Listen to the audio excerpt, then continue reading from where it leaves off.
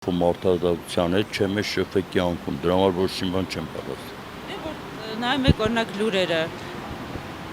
ինչ են ասում, ինչ եք նկատում, արդարություն, արդարադատություն կա թե ոչ։ Աջան, արդարադատություն 100%-ով չի եղել դաժե հին Հռոմում, հիմա որտեղից է լինի։ Հնարավոր է այդ է բան, ընել ես փոքր երկրում, որ սա կապված են իրար հետ, մեկը մեկին ճանաչում է, մեկը մեկին բարեկամ է, քավոր է, սանիկ է, ինչ արդարադատության մասին է խոսքը։